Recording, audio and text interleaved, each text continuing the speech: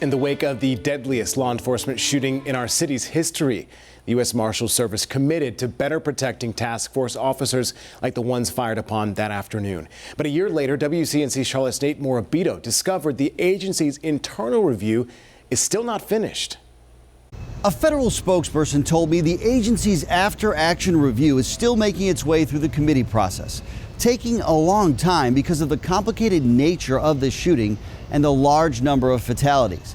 That said, public records we obtained show those who survived the shooting have recommended equipment to help counter the increasing threat and danger posed by fugitives. My partner was shot and killed in 1992. I was with him. If time is one of our greatest teachers, We were ordered off the mountain and I refused to leave his body there.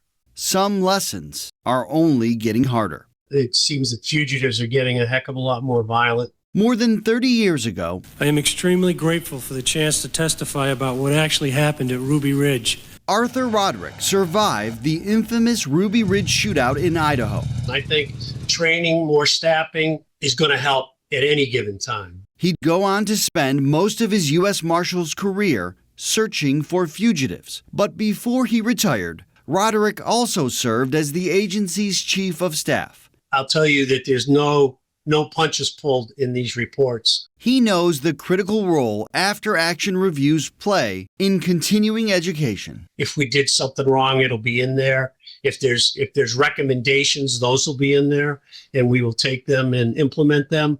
While it's unclear when the U.S. Marshals Service will finish its Galway Drive review, records obtained by WCNC Charlotte through a Freedom of Information Act request show early on survivors recommended the addition of several pieces of equipment to improve safety. The agency redacted the specifics, citing security reasons. The U.S. Marshals Service annual report notes, since the shooting, the agency has invested in training and equipment for officer safety and incident de-escalation, including ballistic shield testing. Oh, I remember that week. What a tragedy.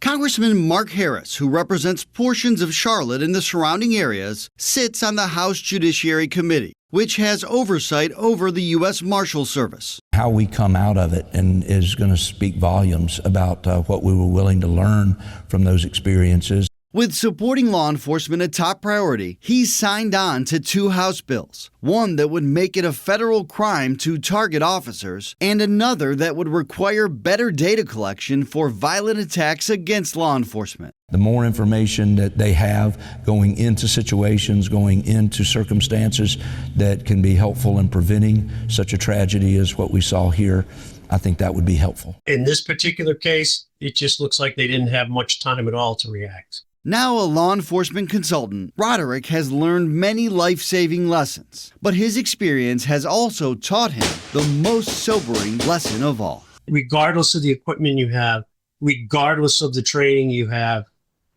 sometimes it just hits the fan. And sad to say, but sometimes you get unlucky.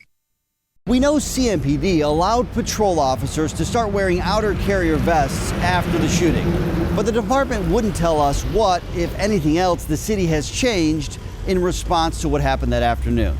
Meanwhile, the Department of Correction, whose 2 officers on the task force were killed, told us the agency completed an after-action review of its own, but refused to share specifics, citing the confidential nature of the report. Nate Morabito, WCNC Charlotte. As a news organization, it is our responsibility to ask the difficult questions about difficult situations like you just saw. Over the course of the last year, we did that. As we get closer to the anniversary of this shooting, we asked CMPD for an interview with Chief Jennings to reflect on the tragedy of April 29th. The chief declined our request.